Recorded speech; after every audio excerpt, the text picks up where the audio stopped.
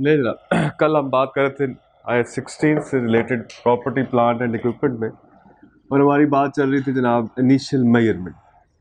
Property plant and equipment जो है उसको फर्स्ट टाइम जब हम मेजर करेंगे, एंटिटी जब उसको बुक करेगी और उसकी वैल्यू क्या लिखेगी, तो हमें रूल जो दिया गया वो ये था कि जनाब PP should be initially measured at cost. हमें ये कहा गया जनाब कि आपने प्रॉपर्टी प्लांट एंड इक्विपमेंट की इनिशियल मेजरमेंट जो करनी है वो किस पे करनी है जी? वो करनी है हमने कॉस्ट पे, शुड बी एट कॉस्ट। और कल तक हम बात कर रहे थे कि जनाब cost is equal to purchase price minus trade discount, ठीक, plus installation cost plus professional charges plus net testing cost, ठीक, हैंडलिंग चार्जेस, ऑक्ट्रॉय, ठीक, इंश्योरेंस इन ट्रांजिट। और इसमें हमने एक स्पेसिफिक चीज पे बात की, और वो क्या थी? कल हमने कहा जनाब, क्या नाम था जनाब उसका? Dismantling cost, cost of dismantling, ठीक, कॉस्ट ऑफ डिसमेंटलिंग। खास चीज जो हमने कल डिस्कस की और वो ये थी जनाब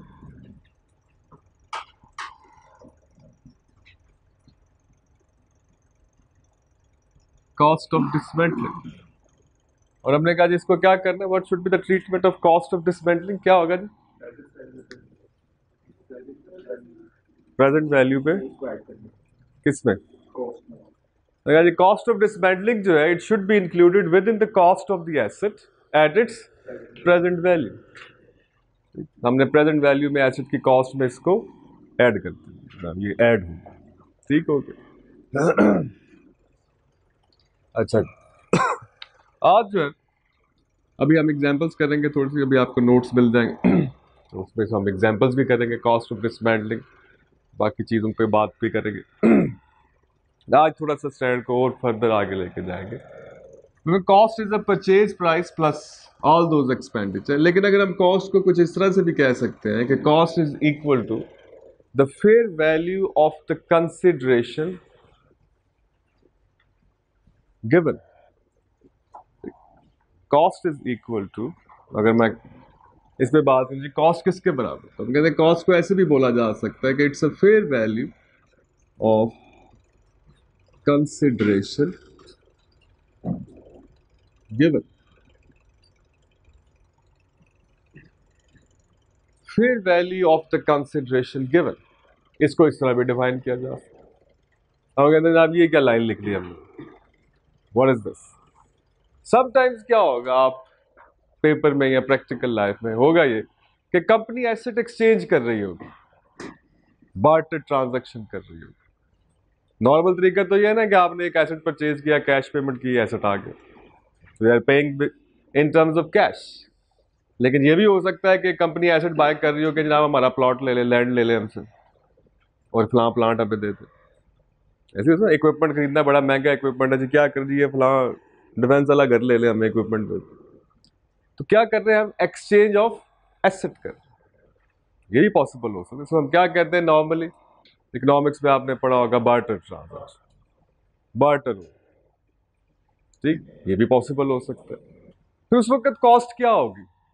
and what will be the cost when you are exchanging an asset?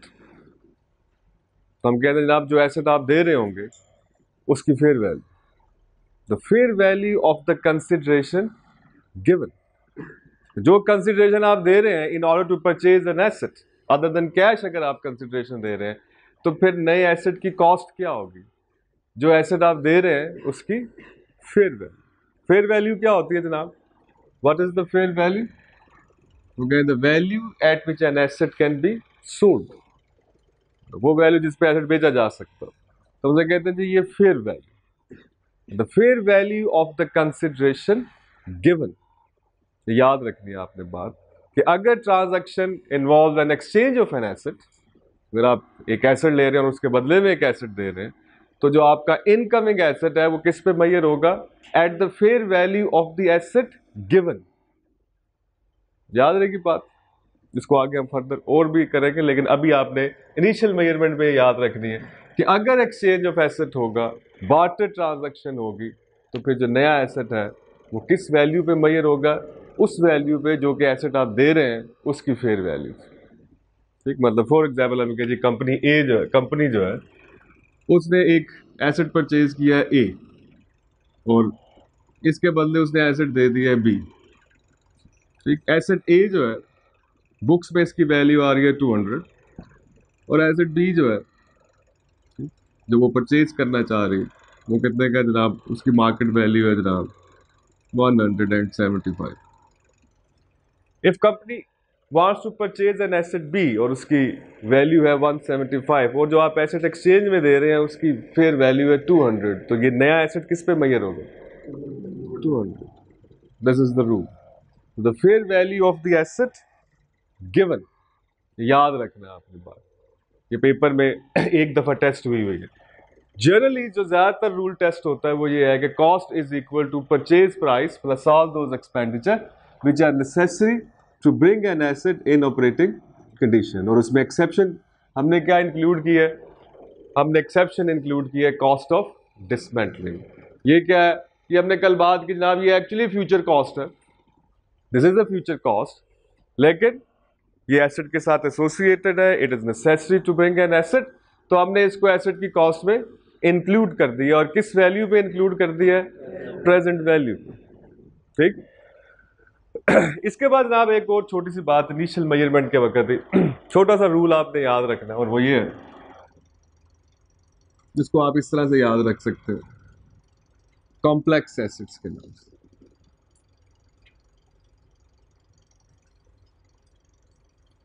Complex assets, I16 ये कहते हैं कि समटाइम्स एसेट की नेचर ऐसी होती है, जब हम उसको इनिशियली मेजर कर रहे होते हैं तो उस एसेट के मल्टीपल कंपोनेंट्स होते हैं। Asset has a multiple components, और उन कंपोनेंट की यूजफुल लाइफ जो है वो एक दूसरे से डिफरेंट होती है, सेपरेट फ्रॉम ईच अदर। ठीक, मतलब फॉर एग्जांपल I16 में से अगर हम एग्जांपल लें तो कहता है, अगर आप एग्जांपल ले लें एरोप्लेन की, तो एरोप्लेन की जो बॉडी है और उसका जो इंटीरियर है और उसका जो इंजन है, ये तीन डिफरेंट मेजर कंपोनेंट बनते हैं, और इन तीनों की यूजफुल लाइफ जो है वो एक दूसरे से डिफरेंट। ठीक, इनका पैटर्न जो है बेनिफिट देने का वो एक दूसरे से मुख्तलिफ। बॉडी जो है वो शायद 20-25 साल चल रही हो, ठीक, इंजन जो है वो शायद 5 से 4 साल चले। जितनी ज्यादा फ्लाइट करेगा जहाज उतनी तेजी से इंजन डेप्रिसिएट होगा, कंज्यूम होगा। ठीक, तो ऐसे एसेट्स जो एक मेन एसेट है लेकिन उसमें मल्टीपल कंपोनेंट्स हैं, और उन कंपोनेंट्स की यूजफुल लाइफ जो है वो एक दूसरे से मुख्तलिफ है, तो ऐसे एसेट्स को हम क्या कहते हैं? I16 कहते हैं, इसको आइडेंटिफाई करते हैं हम एज कॉम्प्लेक्स एसेट। अब इस पर रूल क्या है?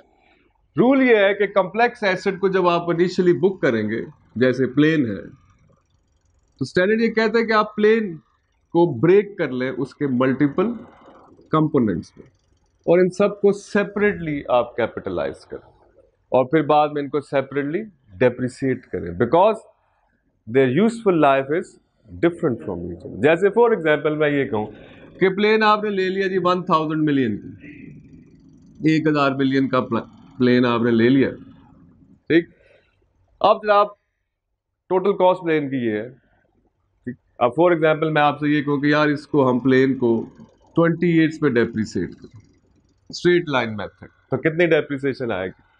What will be the depreciation?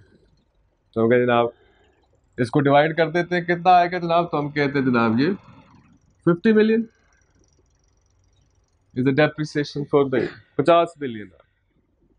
लेकिन अगर आप इस पर I16 का रूल अप्लाई करें कि इसके इंजन, इसकी बॉडी, एक्सटर्नल बॉडी और इसका इंटीरियर, इसको कॉस्ट एलोकेट करें कि 1000 मिलियन में फॉर एग्जांपल हम कहें जनाब कि जनाब 300 मिलियन के इंजन, बॉडी जो है वो जनाब फॉर एग्जांपल 400 मिलियन की, और इंटीरियर जो है 300। ठीक। और अब ये बताया जाता है कि इंजन जो है फॉर एग्जाम्पल चलेगा जनाब, अगर हम इसको सादा सही रखें तो हम कहते हैं कि ये चलेगा 3 साल, 3 years। बॉडी जो है ये चलेगी 20 years। इंटीरियर जो है ये चलेगा 10 years। अब क्या हुआ कि तीनों की यूजफुल लाइफ जो है वो डिफरेंट है। Assuming the straight line method with the nil residual value of everything, कितनी डेप्रिसिएशन आएगी, तो हम सब की अलग-अलग डेप्रिसिएशन कैलकुलेट कर रहे हो। इंजन पे कितनी आ जाएगी तो हम कहेंगे इट्स गोइंग टू बी 100।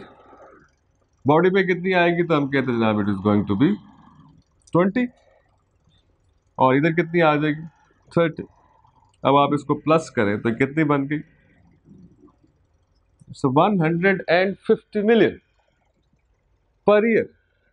अब अगर हम इसको ब्रेक ना करते इसके डिफरेंट कंपोनेंट में तो क्या इफेक्ट आ रहा था फाइनेंशियल स्टेटमेंट के ऊपर कि डेप्रिसिएशन क्या हो रही है, अंडरस्टेट हो रही है। तो हम कह रहे हैं डेप्रिसिएशन क्या हो गई, अंडरस्टेट कर गई। ठीक। तो अगर पेपर में आपको नेचुरली अगर आपके पास पेपर में सवाल आएगा तो आप कहेगा जनाब this is an asset which have a multiple components and their useful life is different from each other. तो आपको ये ध्यान में बात आ जानी चाहिए कि इसके डिफरेंट कंपोनेंट अलग अलग डेप्रिसिएट होंगे क्योंकि इनकी यूजफुल लाइफ क्या है, सेपरेट। इसको हम नॉर्मली याद रखते हैं with the term that we use as a complex asset. The complex assets means the asset having a multiple components, जिसके एक से ज्यादा कंपोनेंट्स हैं और उनकी यूजफुल लाइफ जो है वो एक दूसरे से मुख्तलिफ है, यानी कि उनके बेनिफिट देने का जो पैटर्न है वो एक दूसरे से मुख्तलिफ। Got it. इसको हम क्या कह रहे हैं जनाब, ये है, इसको याद रखना आपने, it is known as a complex asset. ठीक। इसके बाद जनाब आगे चलते हैं हम second phase of the standard में। अगर हम आगे चल रहे तो initial measurement and after initial recognition हम बात करेंगे जनाब subsequent expenditure.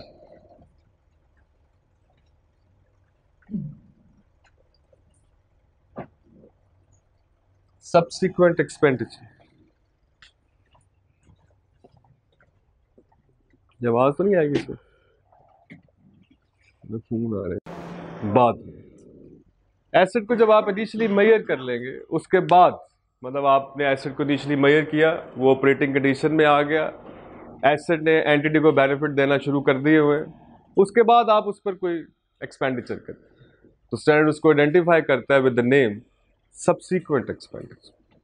After the initial measurement, first time measurement के बाद जब आप एसिड पे कोई एक्सपेंडिचर करेंगे it will be known as subsequent expenditure. ठीक। अब यहां पर जो है सब्सिक्वेंट एक्सपेंडिचर जो है ले सब्सिक्वेंट एक्सपेंडिचर हम बात भी कर रहे हैं कि बाद में जो एक्सपेंस हम करेंगे। अब इस पर क्या स्टैंडर्ड की गाइडलाइंस है, तो टेस्ट अगेन वही है, किसी भी चीज को हम एसेट किस वक्त रिकग्नाइज करते हैं, हाँ बताओ, एसेट किस वक्त रिकग्नाइज करते हैं किसी भी रिसोर्स को, जब उसका कंट्रोल हमारे पास, जब हम ये कहते हैं कि उससे फ्यूचर इकोनॉमिक बेनिफिट जो है वो एंटिटी को मिलेंगे तो वो क्या है, एसेट। अब जब सब्सिक्वेंट एक्सपेंडिचर आप करेंगे यानी कि एसेट पे फर्दर पैसे लगाएंगे तो क्वेश्चन मार्क जो है वो यही है कि वो जो पैसे लगे हैं वो एसेट की कॉस्ट में ऐड करने हैं, उसकी कैरिंग वैल्यू में ऐड करने हैं या आगे नहीं करने, यानी कि कैपिटलाइज करना है या के राइट ऑफ करना। सवाल सबसे पहला जो आएगा अकाउंटेंट के सामने वो ये है कि क्या ये जो मैंने पैसे खर्चे हैं इस दफा एंटिटी ने एसेट पे फर्दर, तो इसको एसेट की कैरिंग वैल्यू में ऐड कर दूं यानी कि कैपिटलाइज कर दूं यानी कि एसेट को डेबिट कर दूं, या सिंपली इसको प्रॉफिट एंड लॉस में एक्सपेंस बना दूं यानी कि राइट ऑफ कर। तो क्वेश्चन जो उसके सामने है वो ये है कि सब्सिक्वेंट एक्सपेंडिचर कैपिटलाइज करना है या आपने राइट ऑफ करना, कैपिटलाइज और राइट ऑफ यानी कि expense out. Capitalise mean to be included in asset. क्या करेंगे, हमारा टेस्ट क्या होगा, what will be the test और what should be our test in order to decide कि हम इसको कैपिटलाइज करेंगे या आगे नहीं करेंगे, क्या टेस्ट होना चाहिए हमारा। अब कहते हैं आप कैपिटल एक्सपेंडिचर या वो एक्सपेंडिचर जिसको आप कैपिटलाइज करते हैं वो क्या है जी, वो कहते हैं इससे एसेट की एफिशिएंसी पहले से बढ़ जाती है as compare to the previous efficiency. Asset की कैपेसिटी जो है as compare to the previous capacity बढ़ जाती है। तो हम कहते हैं जितने मर्जी अल्फाज यहाँ पर जोड़ ले, बेसिक मतलब ये है कि एसेट की फ्यूचर इकोनॉमिक बेनिफिट देने की जो सलाहियत है वो पहले से बढ़ जाती है, in terms of capacity, in terms of efficiency, in terms of the time period. किसी भी तरह हो सकती है ना, यानी कि उसने बेनिफिट देने की जो उसकी सलाहियत है वो पहले से ज्यादा हो जाए, तो इसको हम कहते हैं ये capital expenditure. It's a capital expenditure. और अगर ऐसा ना हो तो फिर वो रेवेन्यू एक्सपेंडिचर। तो अगर कैपिटल एक्सपेंडिचर है तो उसको क्या करते हैं, कैपिटलाइज करते हैं। और अगर वो रेवेन्यू एक्सपेंडिचर है तो उसको राइट ऑफ करते हैं। ठीक। अब फॉर एग्जाम्पल हम कहते हैं, एक सवाल लिखे, right question, during the year the company incurred, during the year the company incurred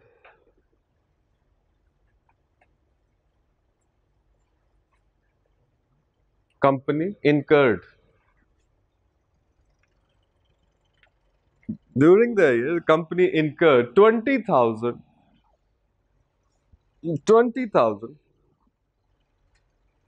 in respect of repair and maintenance of the plant. In respect of repair and maintenance of plant.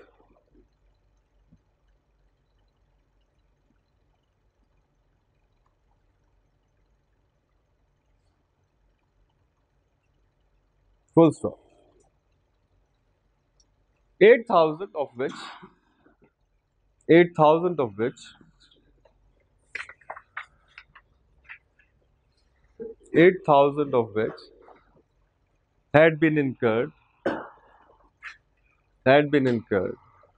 in installing a motor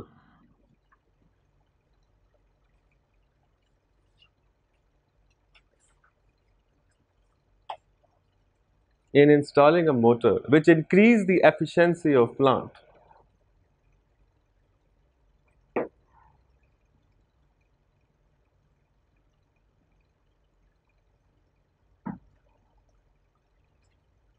Requirement है pass the adjusting entry at the year end. Pass the journal entry, adjusting journal entry at the year end.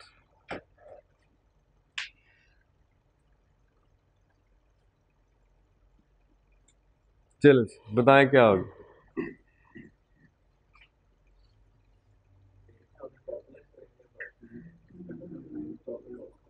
Double entry बताएं क्या, what will be the double entry.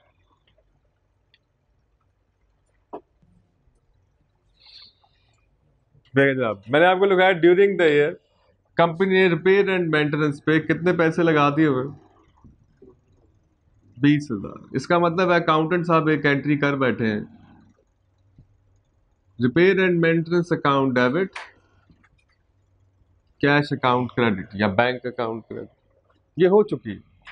The entry has been passed already, जो मैंने लिखवाया है जो सवाल के मुताबिक ना। During the year company incurred 20,000 in respect of repair and maintenance, इसका मतलब है ये हो चुका है इवेंट, अकाउंटेंट साहब इसको रिकॉर्ड कर चुके हैं।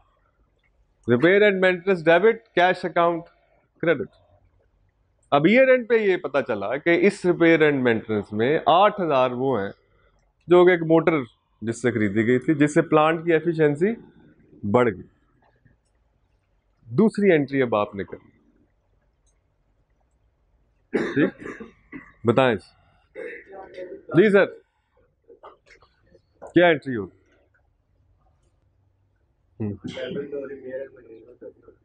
कितने से और बाकी एक्सपेंस तक। देखिए अब आपने, जैसे मैं कल आपको बता रहा था, ये मैंने खुद ही इसीलिए लिखवाई, ये ऑलरेडी रिकॉर्डेड है। अब आपने इसको रिकग्नाइज करना है। ये आपने क्या किया है, आपने एक इवेंट अकाउंट फॉर कर लिया हुआ। अब सेकंड स्टेज आएगी ईयर एंड, इसमें से कितना एसेट है कितना एक्सपेंस। ठीक, अब हम क्या कह रहे हैं, इसमें से 8,000 एसेट है 12,000 रेवेन्यू एक्सपेंस। अब हम क्या करेंगे, plant account debit, profit and loss account debit. अब जब मैं पी एंड एल को डेबिट करूंगा तो इसका मतलब repair and maintenance P and L में चला गया और वो एक्सपेंस हो गया। ठीक, टू रिपेयर एंड मेंटेनेंस 8,000, 12,000, 20,000। अब आप इन दोनों एंट्रीज को जरा मिला के देखें क्या हो। रिपेयर एंड मेंटेनेंस यहां पे डेबिट है, रिपेयर एंड मेंटेनेंस यहां पे क्रेडिट है। ये क्या हो गया, इस अकाउंट का बैलेंस क्या आएगा, 0। ना इट्स 0, इसका मतलब है ये क्लोज हो गया। अब आप देखें ये आपके रिसोर्सेस कितने कम हुए, कैश 20,000 से, इसमें से 8,000 जो है उसके फ्यूचर इकोनॉमिक बेनिफिट्स प्रोबेबल हैं, तो हमने उसको 8,000 एक दूसरा एसेट इंक्रीज कर दिया, और बाकी 12,000 जो है उसके फ्यूचर इकोनॉमिक बेनिफिट्स नहीं है, तो उस रिसोर्स को हमने पी एंड एल में क्या कर दिया है, प्रॉफिट एंड लॉस में एक्सपेंस बना दिया। ये जो दूसरी एंट्री है ये बार बार आती है पेपर में, ये आप बहुत कर चुके हैं, बट्टा लग गया ना अब तो इसका। अब इधर आना हमने, किस वक्त आपने किस चीज को पी एंड एल में लेके जाना है, किस वक्त आपने उसको बैलेंस शीट में लेके जाना है। समझ आ रही बात? ठीक, तो कोशिश करनी है आहिस्ता आहिस्ता हमें ये बात समझ आना शुरू हो जाए जो हम बाद में कर। हमारा बस मसला ये होता है जब हम इंट्रो से FR1 में आते हैं तो हम यहीं पे अटके रहते हैं, हमें लगता है बस सीख लिया जो सीखना, लेकिन ये इसके आगे भी एक स्टोरी। ये इंट्रो में टेस्ट होती है, कई दफा सवाल आता है ये वाला कॉन्सेप्ट, जिसमें वो अक्सर कहा रहा होता है pass the necessary adjusting entries at the year end. तो हम एडजस्टिंग नहीं पास करके आते, हम ड्यूरिंग द ईयर वाली पास करके आते। ये अब आपने जेन में रखना है और बार बार आएगा ये। तो सब्सिक्वेंट एक्सपेंडिचर जो है चल लीजिए, सब्सिक्वेंट एक्सपेंडिचर जो है उसके ऊपर बात ये कर रहे हैं कि कब कैपिटलाइज होगा, तो हमने कहा जी ये कैपिटलाइज उस वक्त होगा जब क्या होगा, फ्यूचर इकोनॉमिक बेनिफिट्स एनहांस हो जाएंगे, बढ़ जाएंगे, तो कैपिटलाइज, अदरवाइज ये राइट ऑफ। ठीक, तो हम कहते हैं कैपिटलाइज कब होगा, if the future economic benefits, if the future economic benefits increases as compared to previous।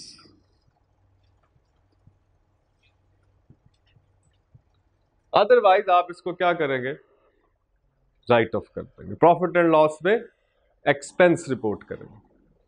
ठीक हो, अब ये एक journal rule, that is very simple, हम सबको इंट्रो में भी ये बात पता थी, ये कोई हमने आज नई बात नहीं पढ़ी, वी नो इट ऑलरेडी, हम सबको ये सारी बातें पहले पता थी। ऐसे ही है, आज हम एक नई चीज इसमें सब्सिक्वेंट एक्सपेंडिचर में एक नई चीज लेकर आए।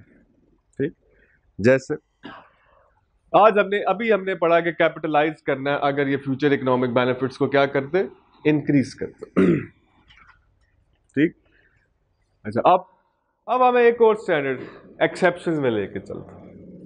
कहते हैं जनाब सब्सिक्वेंट एक्सपेंडिचर में एक और चीज होती है, there is another thing and that is known as replacement of the existing parts.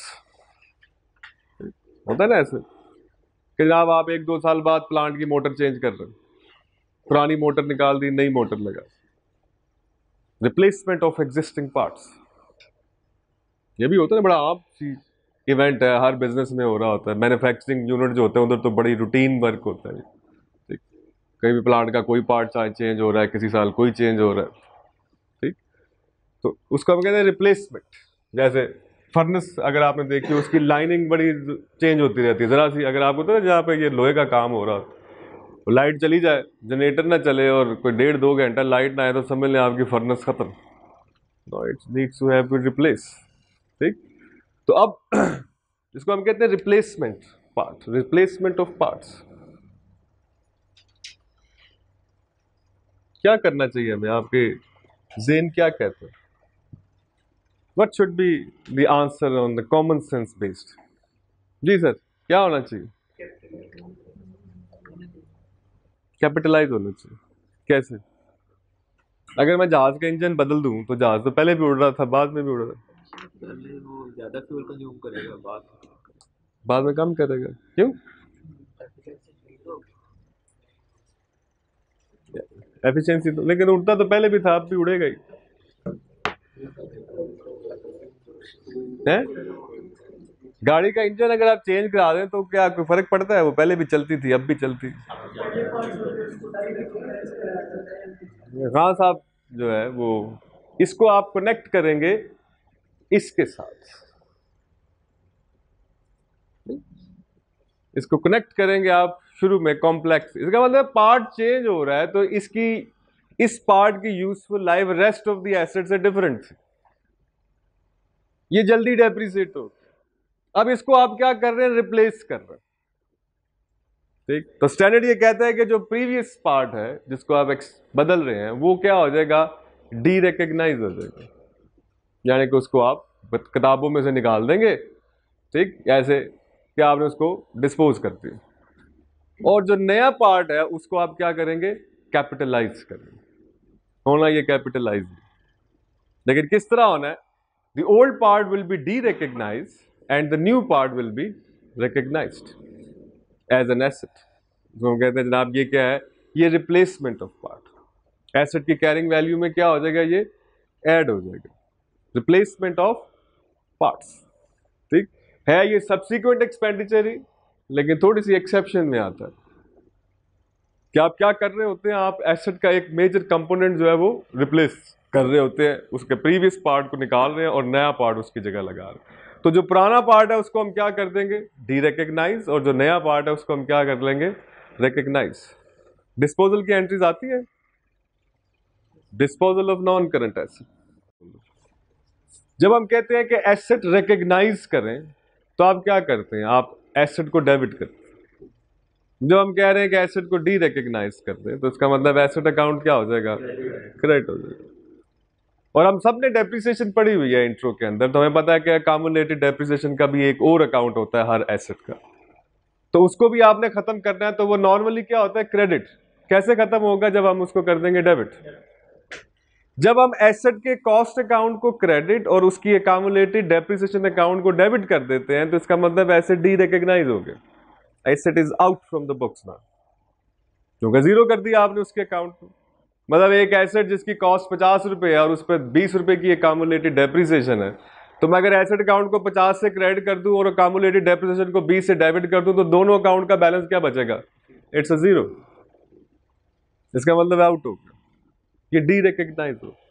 अब चूंकि आपने एसेट बेचा है, अब यहां पर तो हम सिर्फ डी रिकग्नाइज कर रहे हैं, इसका मतलब यहां पर बस यही एंट्री होनी, ठीक।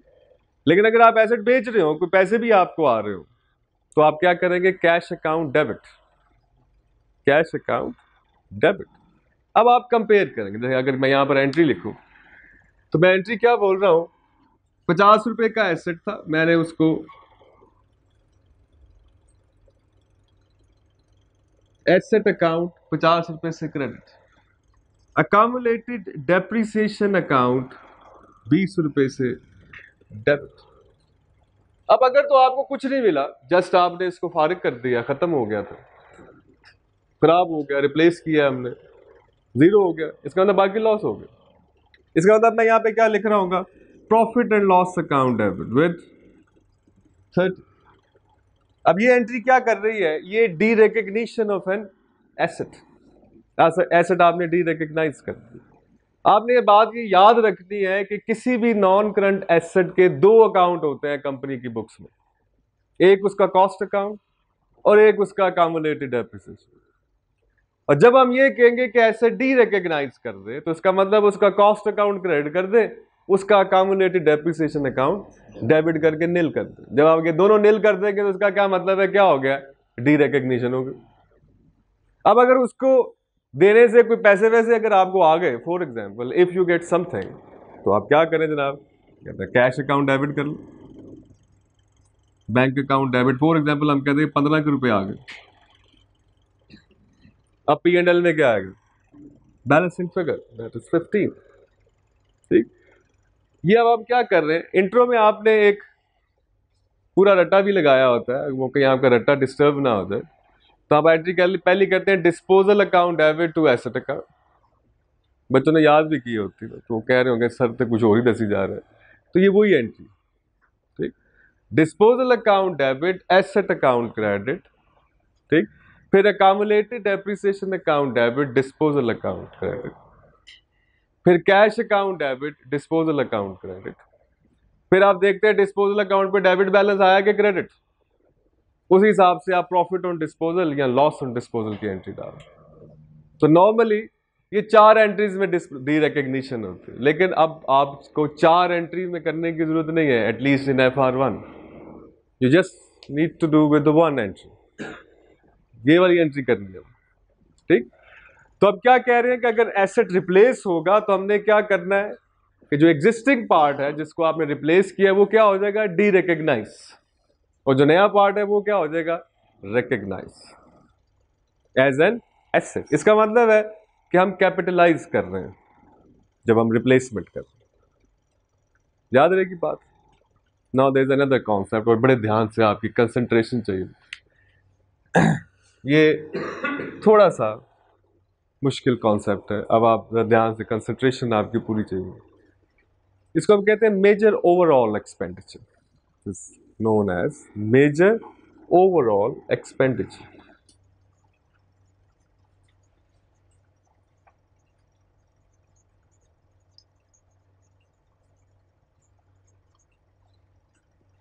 मेजर ओवरऑल एक्सपेंडिचर, एक होता है नॉर्मल ओवरऑल। स्टैंड कह रहा है कि जनाब there are certain asset which require major overhaul after the regular intervals. ठीक, इसकी भी सबसे बेस्ट एग्जांपल प्लेन ही है, सिविल एविएशन अथॉरिटी वाले रिक्वायर करते हैं कि जनाब इतने आवर्स फ्लाइट लेने के बाद जहाज जो है वो वर्कशॉप चला जाएगा, इसका एक एक नट पेज चेक होगा, फिर सर्टिफिकेट की क्लैरिफिकेशन सर्टिफिकेट होगा, एक ऑफिसर के उस पर साइन होंगे, और फिर जहाज फ्लाइट पकड़ेगा। वो 1.5-2 महीना जहाज जो है वो गैरेज में रहता है, जब तक क्लियरेंस सर्टिफिकेट नहीं मिलता तब तक जहाज फ्लाइट नहीं ले सकते।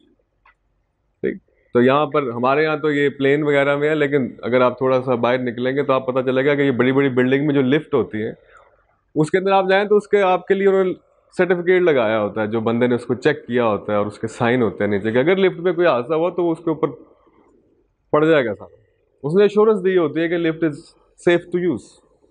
ठीक, तो इसको नॉर्मली हम कहते हैं major overhaul expenditure. There are certain assets, कुछ एसेट्स ऐसे हैं जिनको ओवरऑलिंग की जरूरत होती है हर रेगुलर इंटरवल में, 2 साल 3 साल 4 साल बाद। एक तो नॉर्मल रिपेयर एंड मेंटेनेंस चलती रहती है।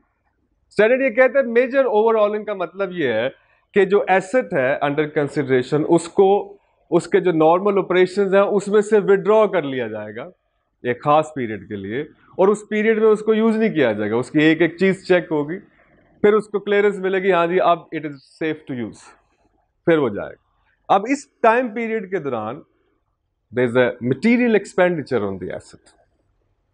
ठीक, और वो उसके ऊपर जो सर्टिफिकेट इशू करेगा कहेगा अब अगले 3 साल या 4 साल इसको इस तरह की ट्रीटमेंट की जरूरत नहीं। Getting my point? अब फॉर एग्जाम्पल अब लिख के जनाब एक एग्जाम्पल लिखे जनाब, write down an example.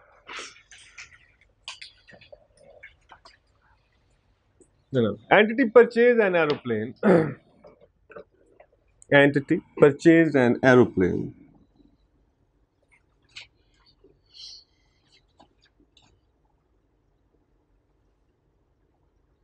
costing 100 million.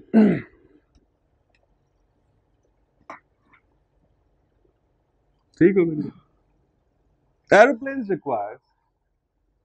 The aeroplane requires major overhaul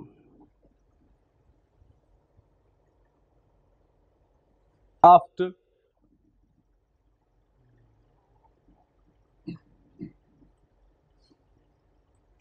every 3 years.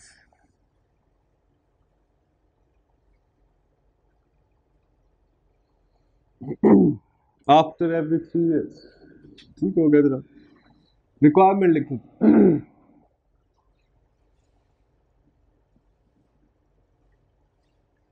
pass the journal entry at the time of initial recognition and measurement.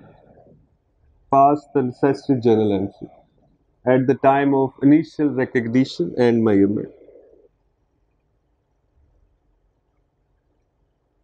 And prepare the financial statement extract. And prepare the financial statement extract at the end of first accounting year, assuming the plane has a useful life of 10 years.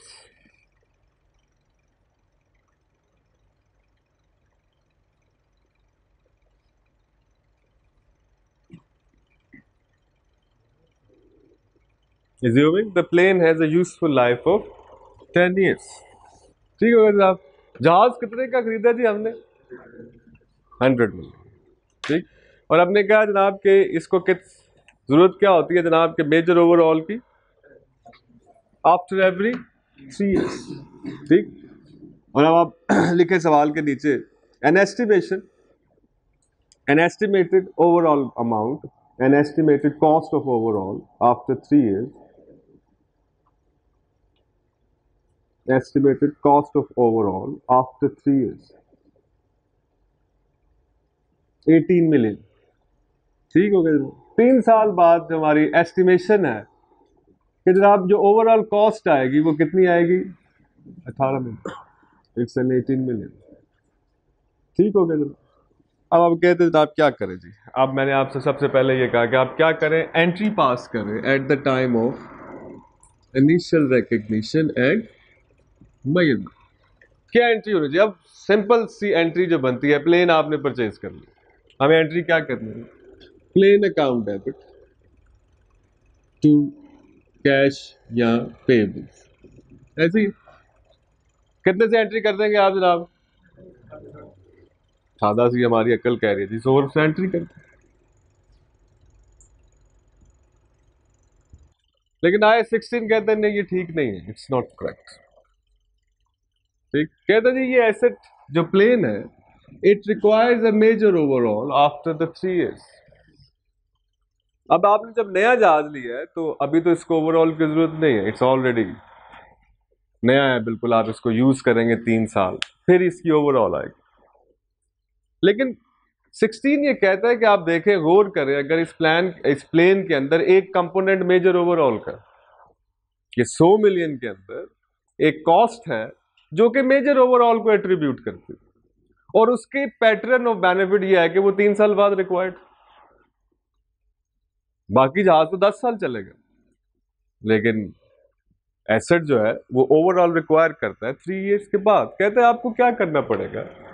It should be like this, plane account major overhaul to cash. कहता जी आप क्या करेंगे?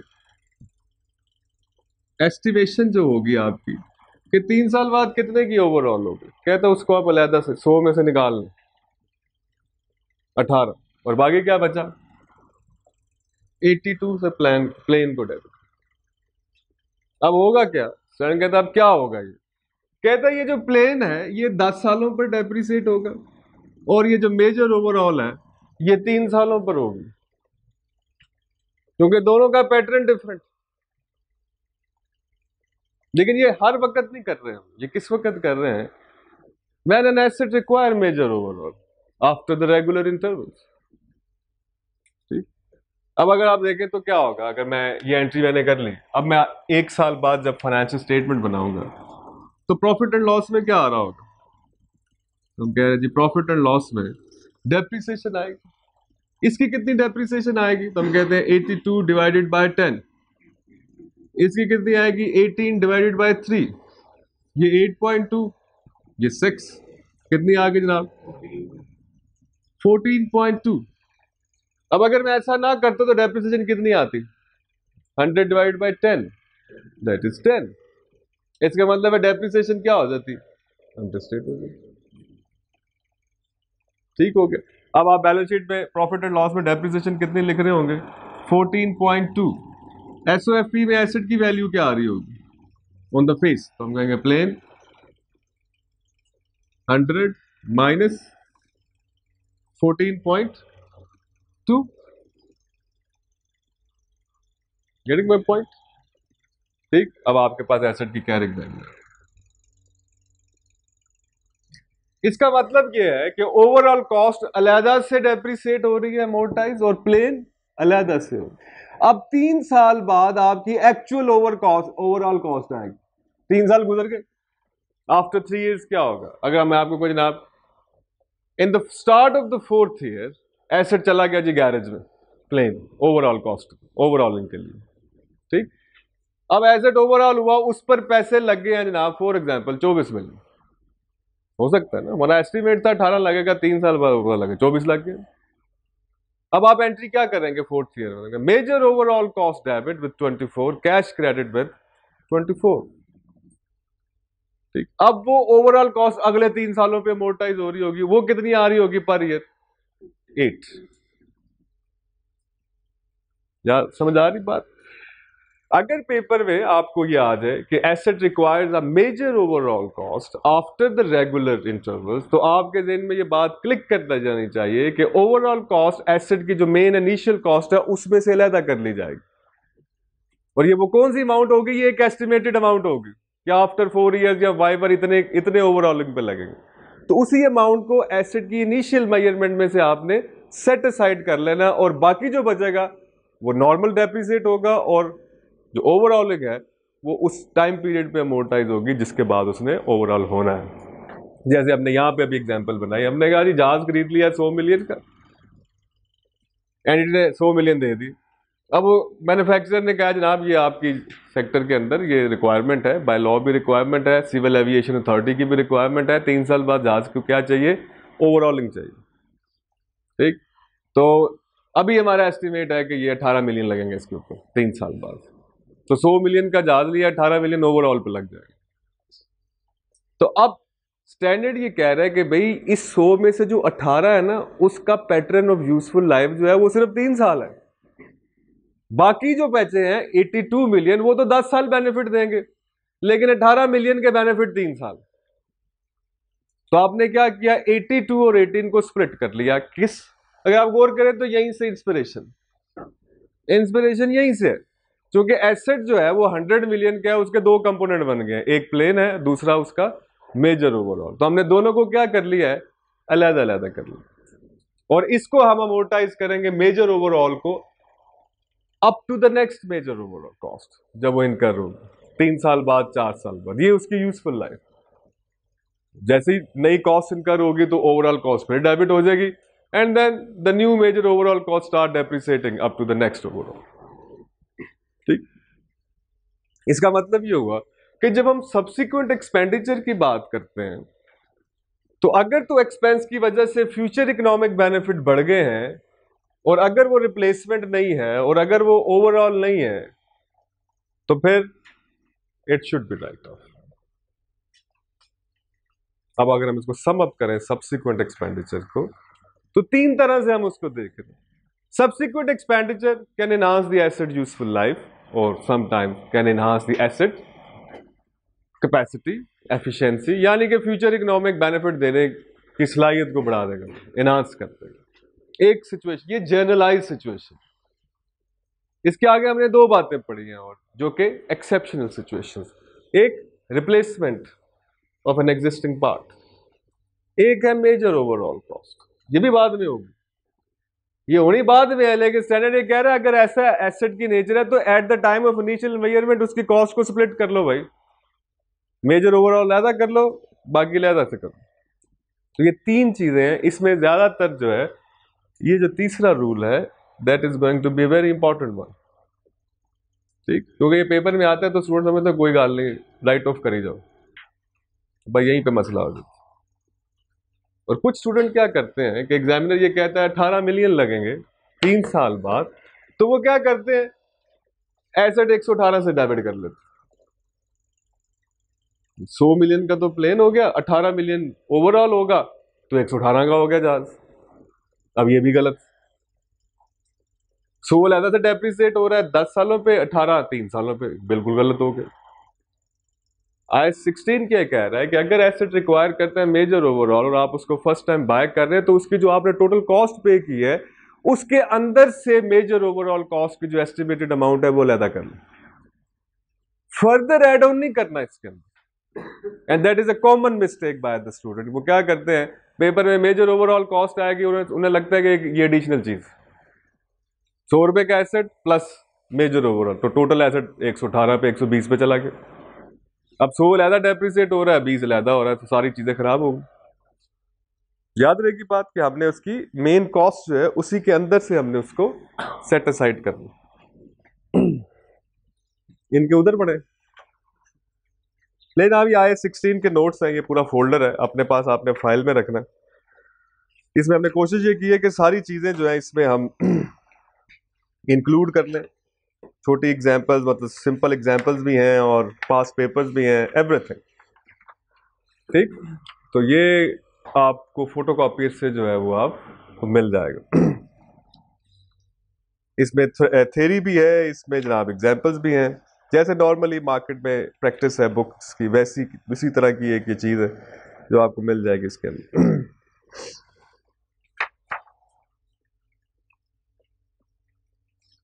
नहीं, आप एक example लिखें छोटे से, write down an example.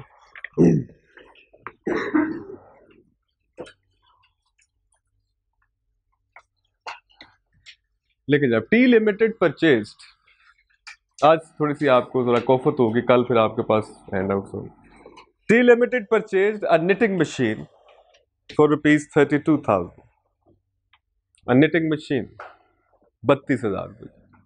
Date थे जी 1 जनवरी 2000। 1 जनवरी 2000। Company incurred expenses of 3,000, freight and tax. Repair and maintenance would amount to ₹50 per month. Repair and maintenance would amount to ₹50 per month. On 1st October 2000, the machine broke down.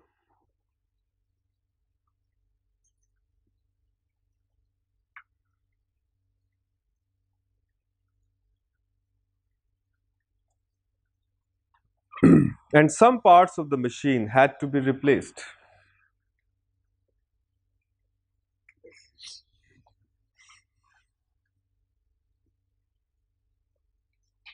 Which would cost the company ₹4,000.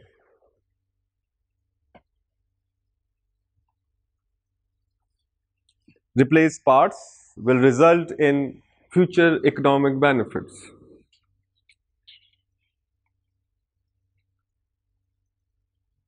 The book value of the old parts at the date of replacement is 1,000. Is 1,000.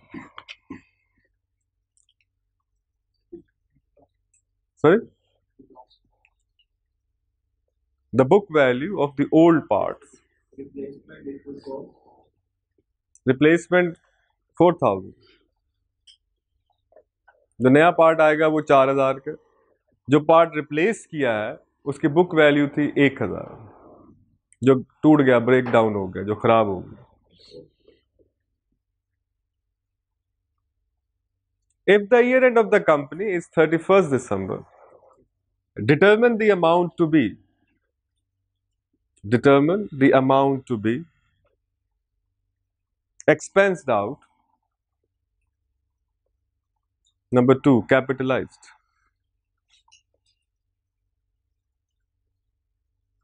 If the year end of the company is 31st December, determine the amount to be expensed out. And second, capitalized.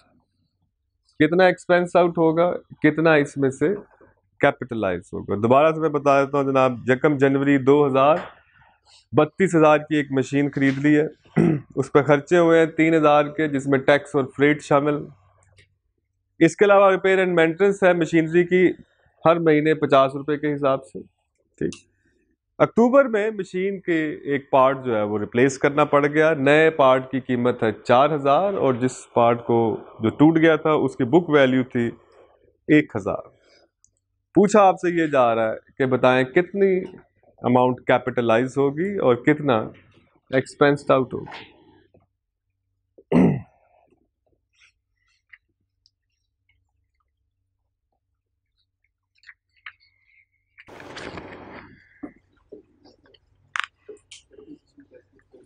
Depreciation नहीं कह रहे, depreciation नहीं लेनी, बाकी जो चीजें हैं बस वही, जो चीजें नहीं है वो नहीं है, डेप्रिसिएशन नहीं है। डिस्पोज ऑफ नहीं करना हमने 10 महीनों की जो वो तो रहने देना आप उसको, बुक वैल्यू जो बता दिया है,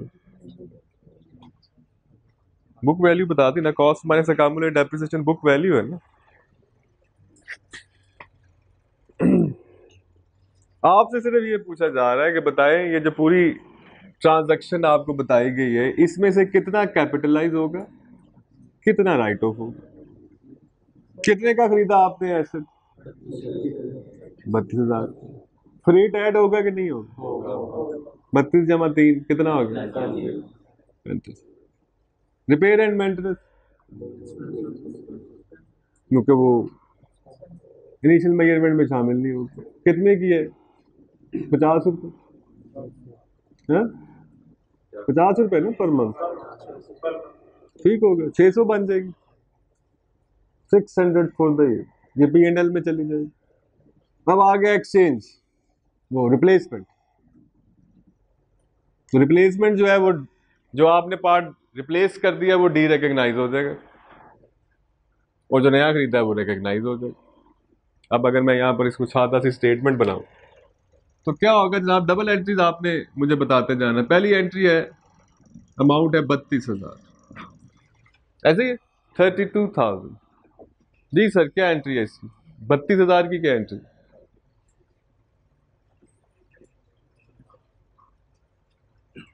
$32,000 की क्या एंट्री,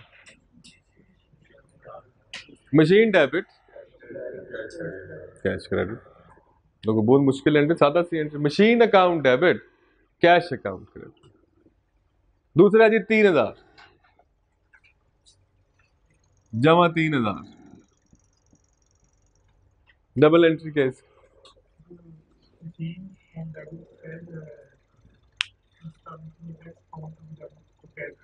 सॉरी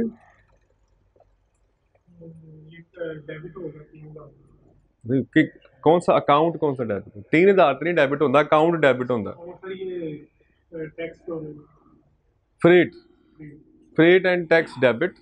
आगे तो मैं तो मशीन में ऐड कर दिया है, मैं तो मशीन में ऐड कर दिया यार, ये क्या हो रहा है, तुम कुछ और कह रहे, मैं तो मशीन में प्लस किया हो, तो एंट्री तो तुम कुछ और कर रहे हो, तुम कह रहे हो फ्रेट डेबिट कैश क्रेडिट, तो मशीन तो यहाँ पे है ही नहीं।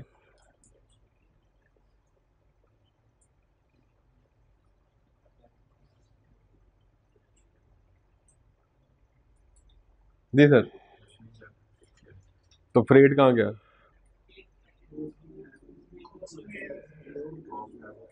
एंट्री क्या हुई, मशीन डेबिट फ्रेट क्रेडिट,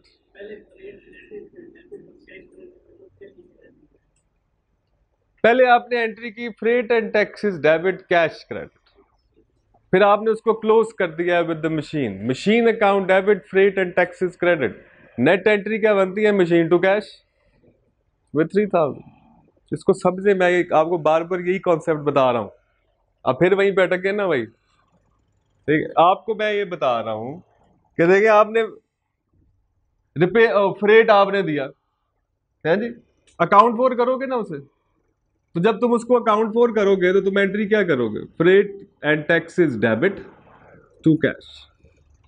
अब अकाउंटेंट साहब को पता चला कि this expenditure was necessary to bring a machine in operating condition, तो देखा इसको मशीन में ऐड कर दो यार। अब इसको एंट्री क्या करोगे जब इसको मशीन में ऐड करोगे, machine account debit to freight and taxes, net entry क्या बनी, machine to cash. This is the capitalisation of freight and taxes. जो दूसरी एंट्री मैं कर रहा हूं, ये किसके लिए कर रहा हूं, किस चीज के लिए कर रहा हूं? In order to capitalise the freight and taxes within the cost of the machine. तो पहले तो हुआ, अकाउंटेंट साहब ने पैसे दिए 3,000 का, किस बात में जा रहे हैं भाई, किधर दे रहे हो 3,000 रुपये? उन्होंने कहा जी फ्रेट दे रहे हैं। तो वो क्या एंट्री करेगा अपने पास? वाउचर पे क्या लिखेगा? फ्रेट 3,000। कैश बुक में क्या लिखेगा? फ्रेट दिया था जी। वो बाद में सीनियर अकाउंटेंट साहब ऐड के देख रहे हैं, ये फ्रेट किस लिए दिया था यार? वो कहते हैं ये जो मशीन नहीं हमने इस साल खरीदी, नहीं उसका फ्रेट है ये। तो अच्छा, ये तो फिर मशीन की कॉस्ट में जाएगा। वो बैठ के ईयर एंड पे क्लोजिंग डाल रहा है, machine account debit, freight account. समझ आ रही? इस एंट्री की और इस एंट्री की टाइमिंग में फर्क है, समझे इसको। अब हम चूंकि पेपर में कर रहे होते हैं तो मैं डायरेक्ट ये चलता है। This is what we do in the exam. मैं 32 जमा 3 करते ना, मैं बिल्कुल ठीक कर रहा हूँ, आप भी बिल्कुल ठीक कर रहे होंगे। लेकिन हम क्या करें कि एग्जाम में कभी कभी वो ये भी पूछ लेता है और हमें उस वक्त समझ नहीं आ रही होती कि ये क्या पूछ रहा है। ये समझ आ रही है ना बात? तो ये साथ में आपके पैरेलल ब्रेन में ये भी चलना चाहिए कि जब हम इस तरह की एक स्टेटमेंट बनाते हैं तो उसके बैकग्राउंड में जेवीज जो पढ़ रहे होते हैं वो ये होते हैं। याद रहेगी बात। अब दूसरा क्या हुआ उसके बाद? कहता रिपेयर एंड मेंटेनेंस 50 रुपए के हिसाब से। ठीक, अब उसकी एंट्री भी तो उसने की होगी ना हर महीने, repair and maintenance to cash 50 रुपए हर महीने, repair and maintenance to cash करता होगा ना वो एंट्री। पूरे महीने में उसने 12 एंट्रियां की होंगी 50 रुपए के हिसाब से। तो टोटल रिपेयर एंड मेंटेनेंस कितनी बन गई? 600 बन गई। इसका मतलब अगर मैं यहाँ पे एंट्री करूं repair and maintenance debit cash credit, it is okay, ऐसे ही। अब उसने सवाल ये पूछा है कि इसको क्या करोगे? तो हम कहते हैं इसको तो हमने राइट ऑफ करना है। तो राइट ऑफ करने की क्या एंट्री होती?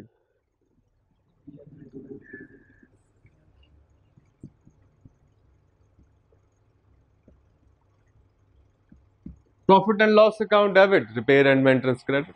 ये क्या किया मैंने? राइट ऑफ कर दिया, प्रॉफिट एंड लॉस में चार्ज कर दिया। अगर वो कहते हैं इसको कैपिटलाइज कर दो तो मैं इतने ऐड कर रहे होंगे जमा 600, ये भी ऐड हो जाना। तो इसका मतलब मैंने क्या किया? फिर मैंने एंट्री की होती machine to repair and maintenance, इसका मतलब मैंने उसको कैपिटलाइज कर दिया। समझ आ? पहले उसको अकाउंट फॉर किया, फिर हमने उसको यहां राइट ऑफ कर दिया है, या हमने उसको कैपिटलाइज कर दिया। ये सेकंड फेज। उसके बाद क्या हो रहा है?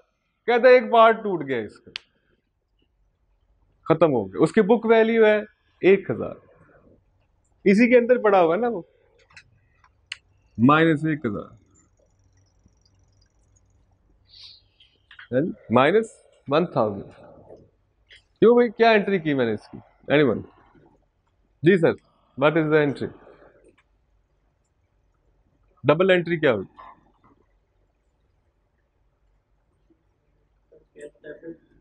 सॉरी, कितों आया कैश? किने क्या है, कोई कैश है?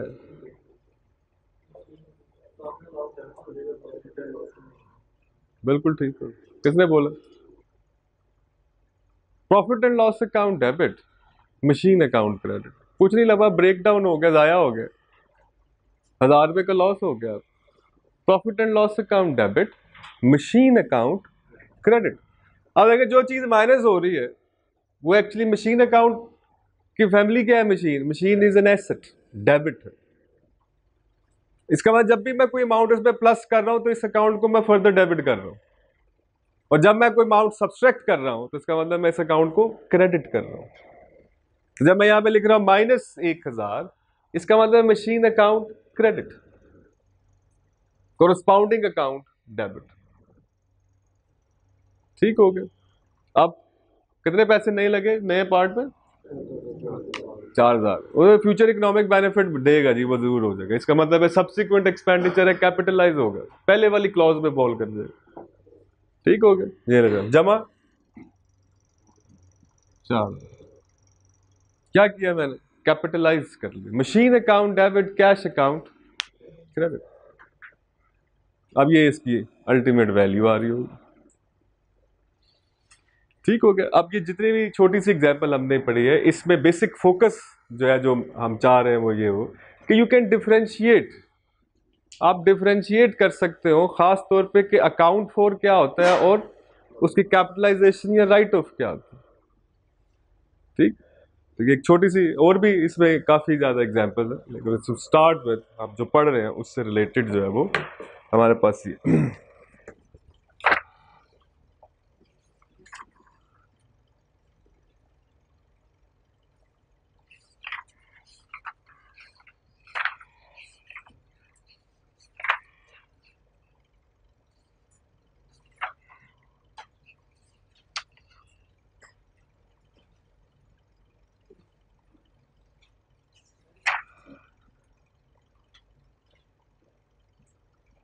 नहीं ना, एक थोड़ा सा सवाल लिखे हो।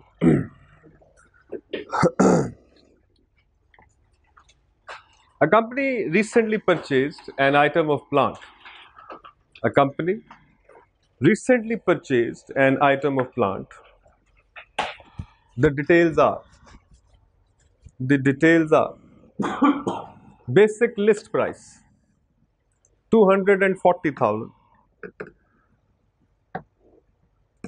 Basic list price 240,000. Trade discount applicable 12.5% of the list price. Trade discount applicable 12.5% of the list price. Shipping and handling cost 2750.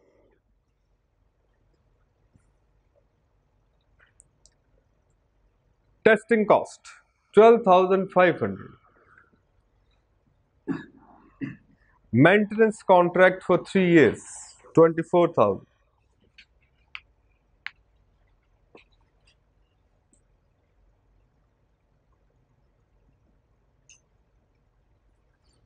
Maintenance contract for 3 years 24,000. Electric cable installation 14,000.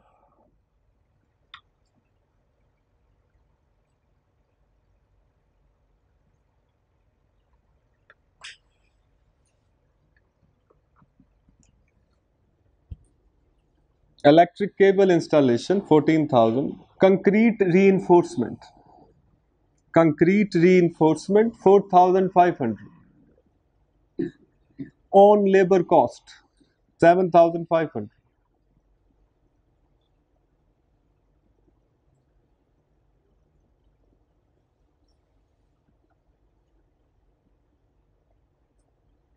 Own labour मतलब अपनी कंपनी की labour लगे कितनी जनाब, 7,500. Company paid for the plant with in 4 weeks of the order. Company paid for the plant within 4 weeks of the order, thereby obtaining settlement discount of 3%. Company paid for the plant within 4 weeks. ठीक हो गया? Thereby obtaining an early settlement discount of 3%. Company had incorrectly specified power loading of the cable.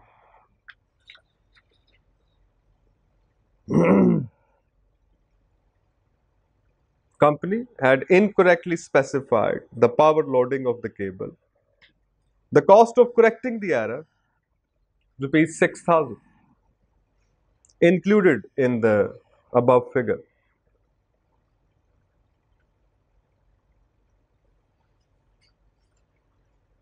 ठीक हो गया? The plant is expected to last for 10 years. The plant is expected to last for 10 years.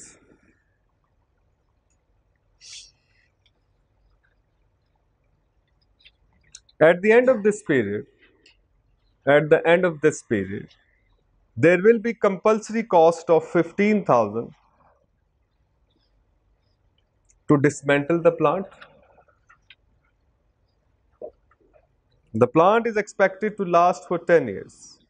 At the end of this period, there will be compulsory cost of 15,000 to dismantle the plant and 3,000 to restore the site. And 3,000 to restore the site.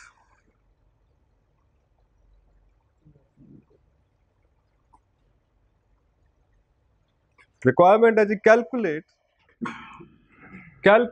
the amount at which the initial cost of the plant should be made. Ignore discounting. नहीं जनाब, इसमें अगर आप सारे लिख लिया होगा सवाल, जनाब इनिशियल मेजरमेंट करना चाह रहे हैं हम, तो हमने पढ़ा जनाब आयत 16 ने बताया जी इनिशियल मेजरमेंट जब आप करेंगे तो it should be at cost, and cost is equal to purchase price minus trade discount. तो इसमें दोनों चीज़, इसकी लिस्ट प्राइस है 2,40,000 और इस पर 12.5% का ट्रेड डिस्काउंट, माइनस करें बाकी क्या बचता है, 2,10,000।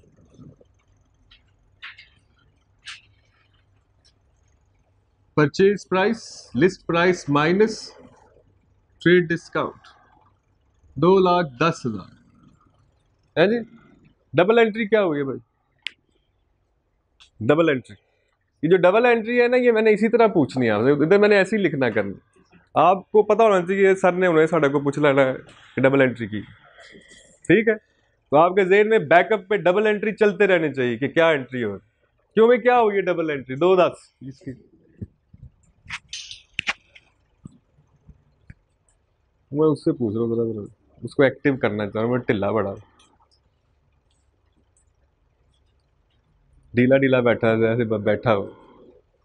हाँ जी, देखो एनी एंट्री आप FR1 पास करता, परचेज कर लिया आपने एसेट, नेट बनता है 2,10, इसका मतलब है प्लांट अकाउंट डेबिट और पेएबल क्रेडिट, 4 हफ्ते बाद पेमेंट हुई, कैश नहीं है यहाँ पे। मशीन अकाउंट या प्लांट अकाउंट डेबिट है और पेएबल क्रेडिट, क्योंकि अगर आप देखें क्वेश्चन में आगे हमने क्या लिखा है कि उसने विद इन 4 वीक पेमेंट करके सेटलमेंट डिस्काउंट ली, इसका मतलब एट द स्पॉट पेमेंट नहीं हुई थी, ऐसे ही है। इसका मतलब एंट्री क्या होगी बैकग्राउंड में, मशीन या प्लांट डेबिट, पेएबल क्रेडिट। इसके बाद क्या हुआ जनाब, शिपिंग एंड हैंडलिंग कॉस्ट कितनी है 2,750। हाँ बताओ क्या एंट्री हुई है, अब तुम दोबारा, हेलो क्या हुई है एंट्री, जो पहले भी मैंने तुमसे पूछी है, वो तो तू पहले कर देता है पेएबल क्रेडिट।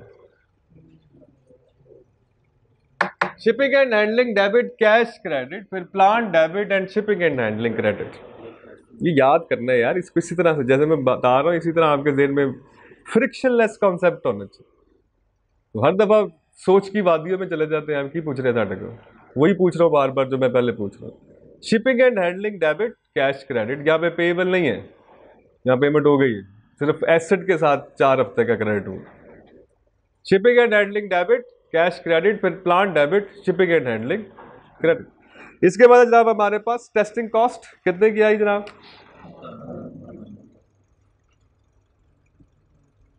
12,500, ये भी वही एंट्री है, प्लांट टू टेस्टिंग, पहले टेस्टिंग कॉस्ट इनकर हुई है कैश, फिर प्लांट टू टेस्टिंग, फिर क्या जनाब हमारे पास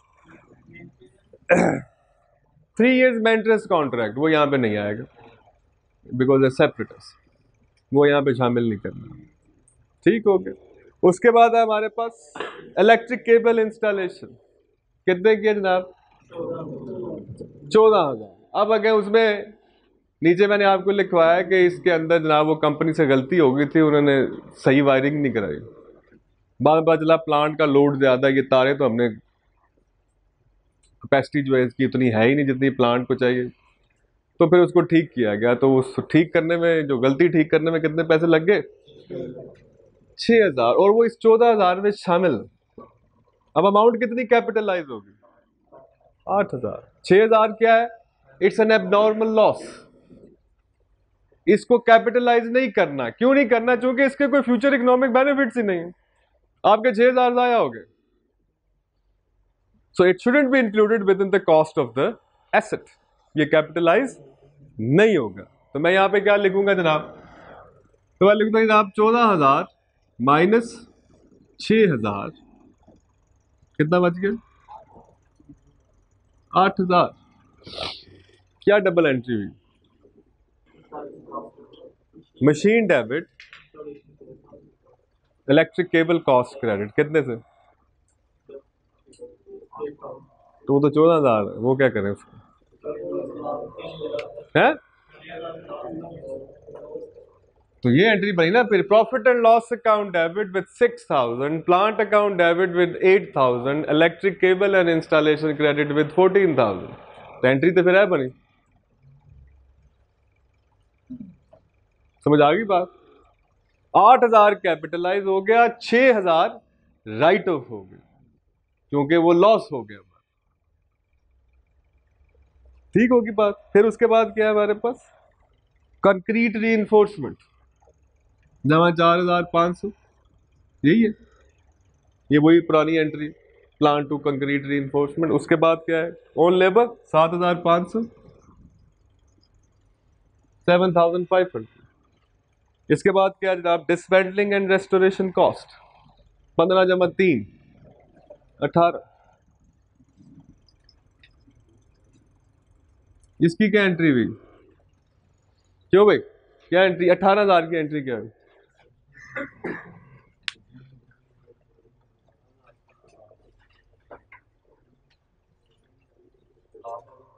प्लांट अकाउंट डेबिट, क्रेडिट क्या हुआ? Plant account debit to provision for dismantling and restoration कितने से? 18,000। ठीक हो गया। अब इसको टोटल करेंगे तो ये क्या आ जाएगा? इनिशियल मेजरमेंट आ जाएगा। ठीक हो गया जनाब। ये जो 4 हफ्ते बाद पेमेंट हुई है 3% डिस्काउंट लेके, इसकी क्या एंट्री होगी? वो किताबच तो होगी कि नहीं? एसेट्स से नहीं आएगा लेकिन किताबच तो होगी कि नहीं? There will be entry in the books. वही कह रहा हूं ना, उसे 3% डिस्काउंट लेके पेमेंट कर दी, पेमेंट की क्या एंट्री हुई होगी? डेबिट पेएबल कितने से? 2,10,000 टू कैश कितने का? 3% डिस्काउंट के बाद क्या अमाउंट आती है?